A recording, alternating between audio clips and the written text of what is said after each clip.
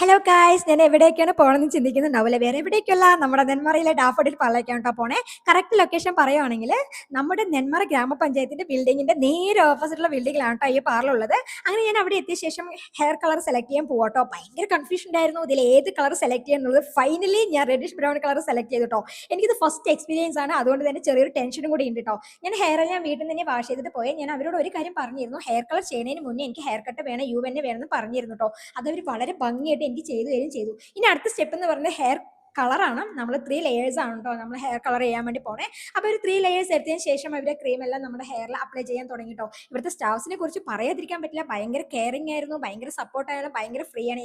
എനിക്ക് ഈ വീഡിയോ എടുത്ത് തന്നവരെ ഇവരാട്ടോ. എനിക്ക് അവർ ഭയങ്കരമായിട്ട് ഒത്തിരി എനിക്ക് ഇഷ്ടപ്പെട്ടു. എനിക്കൊരു 3-4 പേരുണ്ട് കേട്ടോ. ഭയങ്കര ഫ്രീ ആണ് കേട്ടോ. ഒരു ഒരു ഒരു ഒരു പാർലറിനെ സംബന്ധിച്ചിടത്തോളം, അല്ലെങ്കിൽ ഒരു കസ്റ്റമറിനെ സംബന്ധിച്ചിടത്തോളം, നമ്മൾ അവിടേക്ക് പോകുമ്പോൾ അവിടുത്തെ സ്റ്റാഫ് നമ്മളെ അറ്റൻഡ് ചെയ്യുന്ന രീതിയും അതുപോലെ തന്നെ നമ്മളുടെ വർക്ക് ചെയ്തതിന്റെ രീതിക്ക് അനുസരിച്ച് ഇരിക്കുമല്ലേ ആ പാർലറിന്റെ ഒരു അഭിപ്രായം എന്ന് പറയുന്നത്.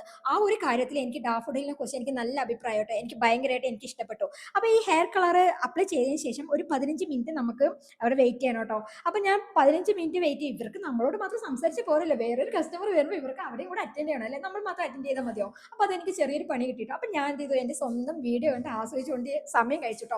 സ്വന്തം വീഡിയോ കണ്ട് ആസ്വദിക്കുന്നതായിട്ട് ആരും ഉള്ളതല്ലേ. എനിക്കറിയാം ഓൾമോസ്റ്റ് എല്ലാ ആൾക്കാരും അങ്ങനെ ആയിരിക്കും. അതിൽ എത്ര പേരുണ്ട് എന്നുള്ളൊരു അറിയാനുള്ളൊരു ആകാംക്ഷയുണ്ട്. അപ്പോൾ അതിൽ എത്ര പേര് സ്വന്തം വീഡിയോ കണ്ട് ആസ്വദിക്കുന്നുള്ളത് എല്ലാവരും ഓടി വന്നിട്ട് നമ്മുടെ കമന്റ് ബോക്സിൽ ഒന്ന് കമന്റ് ചെയ്തേരെ, ജസ്റ്റ് ഒന്ന് അറിഞ്ഞിരിക്കാൻ വേണ്ടിയിട്ടാണോ, ഒന്നും വിചാരിക്കരുത് കേട്ടോ. അപ്പോൾ അങ്ങനെ 15 മിനിറ്റ് എല്ലാം കഴിഞ്ഞ ശേഷം പിന്നെ അടുത്ത സ്റ്റെപ്പ് എന്ന് പറയുന്നത് ഹെയർ വാഷ് ആണ്. നമുക്ക് മൊത്തത്തിൽ ഹെയർ വാഷ് ചെയ്യേണ്ട കാര്യം വരുന്നില്ല.